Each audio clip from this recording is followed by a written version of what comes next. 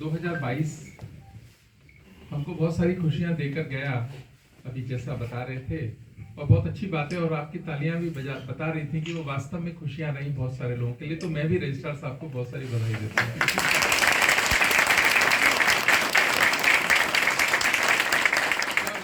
जिंदगी में अच्छा बहुत लोग करना चाहते हैं, शायद सभी लोग करना चाहते हैं, लेकिन अच्छा करने के लिए जो हिम्मत चाहिए वो हिम्मत नहीं जुटा पाते।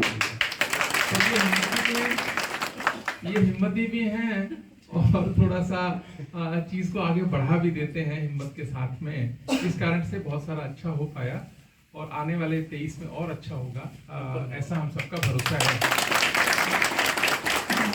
अभी मैं जब सोच रहा था कंपैशनेट अपॉइंटमेंट्स की जो बात हुई, ये बेसिकली जरूरी तो था ही, लेकिन ये क्या है, बहुत सेंसिटिव सा सब्जेक्ट होता है किसी के लिए भी, और उसको आप सिरे से चढ़ाना, और आज के समय में चढ़ाना, जब भारत में ज्यादातर राज्यों में कंपैशनेट अपॉइंटमेंट्स का प्रतिबंध लगा हुआ है, ऐसे समय में करना ये एक और हिम्मत का काम रहा हमारे एडमिनिस्ट्रेशन का। इसके लिए विशेषकर मैं चाहूँगा कि रजिस्ट्रार साहब को, और मैं MS यूनिवर्सिटी बड़ौदा में वाइस चांसलर था, तो मुझे एक कार्यक्रम में जाने का मौका मिला।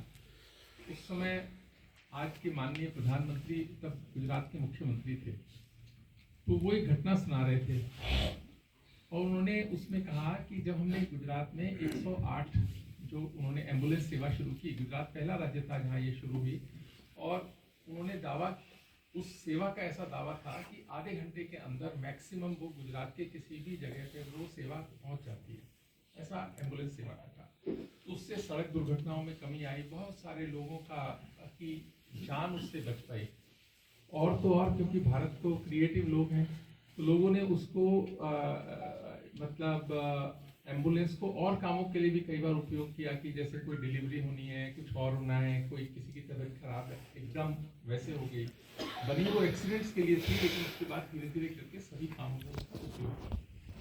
और वो एक डेटा भी शेयर कर रहे थे कि इतने सारे लोगों की जान हर साल बची इस सेवा से। तो उन्होंने जो बात कही कि जो हमारी सरकार है, कहते वो जो बचे लोगों के आशीषों से चलती है, हमारी सरकार चलती है, तो जो रजिस्ट्रार साहब की सरकार है,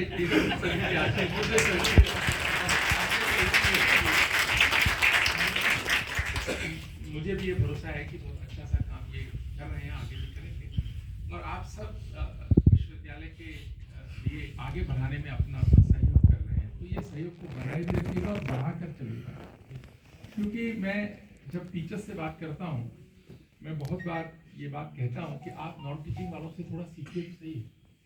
नॉन टीचिंग की में एक कोहेसिवनेस भी है, एकता भी है, एक दूसरे के प्रति सम्मान भी है, और थोड़ा दर्द भी उनको होता है एक दूसरे के। नॉन टीचिंग की जो रीएम्प्लॉयमेंट की फाइल आती है, मुझे नहीं लगता कि ये कुछ आधा सेकंड सोचते होंगे और मैं भी आधा सेकंड सोचता हूँगा, लेकिन हमारे टीचर्स लोग इंश्योर करते हैं कि टीचर्स का रीएम्प्लॉयमेंट ना हो जाए। वो इस बात के लिए झगड़ा भी करते हैं कि ना हो जाए, ये कैसे हो सकता है, मतलब चाहे उसमें खुद का नुकसान हो जाए। मैं उनको कह रहा था कि आपका भी तो नहीं होगा फिर। तो वो जवाब नहीं देते, पर वो सोचते होंगे चलो हमारा तो बाद में देखेंगे, अभी इसका मैं समझता हूँ कि नॉन टीचिंग से हम सबको, जो टीचिंग फ्रेटर्निटी से आते हैं, उनको सीखने की जरूरत है, एक अच्छाई की, कि एक दूसरे के प्रति सहृदय होकर कैसे रहा जा सकता है। उसी से क्या होता है, एक अच्छे भाव का निर्माण होता है और हम अच्छा कुछ कर पाते हैं। जबकि नॉन टीचिंग को बहुत रिकॉग्निशन यूनिवर्सिटी सिस्टम में नहीं मिलती जितनी कि टीचर्स को मिलती है। मैं कंपैरिजन के आधार पे कह रहा हूँ, हर आदमी अपनी तरह से मेहनत करता है, टीचर्स को बहुत रिकॉग्निशन होती है, उसके बावजूद उनके दुख कम नहीं होते, उस रिकॉग्निशन के बावजूद उनकी परेशानी कम नहीं होती, क्योंकि स्वभाव बन जाता है। वो स्वभाव टीचर्स का भी बदले, उसमें आप लोग भी थोड़ी भूमिका निभाएं।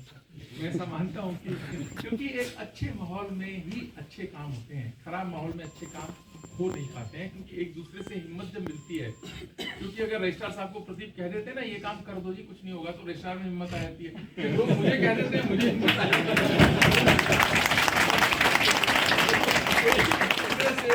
हिम्मत लेते हुए सामूहिक जब हिम्मत बन जाती है तो आदमी कह देता है कि चलो ये जन कल्याण की टीका को ऐसे कर देना चाहिए, इसमें कोई बहुत नुकसान होगा नहीं किसी का, क्योंकि दूसरों के लिए अच्छा करने में आपका नुकसान हो ऐसे बहुत कम उदाहरण है।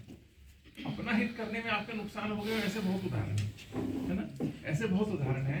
तो इसीलिए आपके पास भी जब भी कोई स्टूडेंट आता होगा या कोई कोई परेशानी में आता होगा तो हमें पहले उसकी हित की बात सोचनी चाहिए कि ये जो आया है हमको भगवान ने दिया होगा ना, इसीलिए आया है हमारे पास ये, इसके काम को हम करें, उसको टालें नहीं।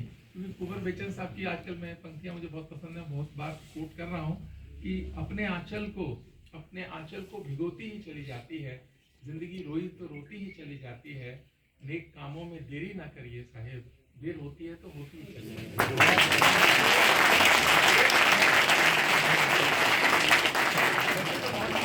वालों में सामान्यतः रोने की आदत होती नहीं है, पर अगर किसी में हो तो छोड़ देना उसको छोड़ देना, क्योंकि रोने से कुछ होता नहीं है। हाँ, आप आंसू पहुंचने नहीं करना दूसरों के, ठीक है, हाँ, क्योंकि रोने से तो कुछ होता नहीं। लेकिन और फिर जो काम अगर आपको काम है उसमें यदि आप देरी करते हैं तो और देर हो जाएगी, इसलिए देरी ना करें जिससे कि विश्वविद्यालय और अच्छा कर सके। और बहुत सारे काम अभी हमको करने हैं जिसमें कि विद्यार्थियों का भला हो। आखिर स्टूडेंट्स हैं तो हम हैं, ये सारा जो सिस्टम है ये स्टूडेंट सेंट्रिक होना चाहिए। विद्यार्थियों के कारण विश्वविद्यालय है, विद्यार्थियों के कारण से प्राध्यापक हैं, विद्यार्थियों के कारण से नॉन टीचिंग है और फिर बाद में और एडमिनिस्ट्रेशन के लोग हैं। तो उन स्टूडेंट्स के हित में उनके लिए क्या अच्छा और हो सकता है, दर दर ना भटके स्टूडेंट्स, ये एक व्यवस्था हमको और सोचनी चाहिए कि हमारे ही बच्चे हैं। देखिए बच्चे सबके साझे होते हैं ऐसा कहा जाता है, तो ये जो बच्चे माँ बाप हमारे भरोसे पर यहाँ भेजते हैं विश्वविद्यालय के अंदर, ये हमारे साझे बच्चे हैं। इनके हित को बनाना, इनके जीवन में चेंज लाना, इनके जीवन में कोई वैल्यू ऐड करना, ये हम सबका कहीं ना कहीं सामूहिक दायित्व बनता है। इसीलिए जब कोई आप देखते हैं ना कोई बच्चा गाली दे रहा है, मैं टीचर्स को भी देखता हूँ, एक बच्चे ने दूसरे बच्चे को गाली दी तो टीचर साइड से निकल जाते हैं। वो सोचते हैं कि यार हमको क्या पड़ी है, कि जो हमको क्या पड़ी है ने बर्बाद कर दिया पूरा सिस्टम। आपको टोकना चाहिए, आपका दायित्व भी टोकना चाहिए। इसी तरह से आप लोगों को भी यदि बच्चे लगता है कि कुछ गड़बड़ कर रहे हैं उनको समझाना चाहिए, टोकना चाहिए। ये मानते हो कि मेरे घर के बच्चे हैं, अपने घर का बच्चा करेगा कुछ तो हमको दर्द आता है ना, गुस्सा भी आता है, पर क्या होता है बच्चे घर में हमारी ही कहाँ मानते हैं, बोलना नहीं मानते। लेकिन नहीं मानते हम कहना तो नहीं छोड़ देते ना, क्योंकि हमारा वो दायित्व है कि हमें कहते रहना है। सुनार भी ठक ठक ठक ठक कर कुछ ना कुछ बनाता ही है ना, कुछ बनता है उसको। क्योंकि और इसी कारण से अगर उनको लगेगा कि इतना सारे टीचर्स, इतना सारे नॉन टीचिंग, ये सब लोग हम, ये आंखें हमको देखती हैं और हमारे हित में देखती हैं, तो बच्चों पे भी प्रभाव उसका पड़ता है और पड़ेगा। तो ये टोकने का काम हमको नहीं छोड़ना है। तो इसीलिए 2023 के अगर संकल्प हम लेंगे तो उसमें एक संकल्प तो ये कि नेकी के काम में देरी नहीं करनी, दूसरा कि टोकना हमारे बच्चों को, ये मानते हो कि मेरे बेटे बेटियां हैं, ये किसी और की नहीं है, और इसी में भेद नहीं करना, तो भेद नहीं करना। अटल बिहारी वाजपेयी प्रधानमंत्री थे तो कहा करते थे कि प्रजा में भेद नहीं किया जा सकता, प्रजा को एक आंख से देखना चाहिए। तो ये जो बच्चे हैं इनको कभी ये मत सोचो कि ये मेरे रीजन का है, मेरी जाति का है, मेरे किसी की नहीं, मेरे बच्चे हैं, ये सारे मेरे बच्चे हैं। ये भाव को आगे बढ़ाना और सामंजस्यता को बच्चों में बढ़ाना और हम सब में बढ़ाएं, तो समझता हूँ कि हम 23 में 22 से भी अच्छा करेंगे। जो भी अच्छे प्रोजेक्ट हम करना चाहते हैं, आपके मन में भी कोई आइडियाज हो आप मुझे भी दे सकते हैं, रजिस्ट्रार साहब को भी दे सकते हैं, ताकि कुछ अच्छा हम सबके लिए करें। ईश्वर ने हमको बहुत ताकत दी है, कितने लोगों को इतना सब मिलता है जो हम सबको मिला है, ये देखते हुए कि भगवान तूने बहुत कृपा की, इस कृपा को मैं आगे कोशिश करूंगा कि लोगों को दूं, तब आपके मन को खुशी मिलेगी। और खुशी का इंस्ट्रूमेंट ही ये है कि दूसरों की मदद करना बिना अपेक्षा के कि हमको इससे कुछ मिलेगा। अगर आपने जैसे सपोज मैं रजिस्ट्रार साहब की मदद करूँ या मैडम की मदद करूँ, सोचूं कि ये मेरी मदद करेंगे, कर भी सकते हैं, ना भी करें, लेकिन यूनिवर्सल लॉ नहीं है ये, आपकी मदद कोई और जरूर करेगा। एक अनजान आदमी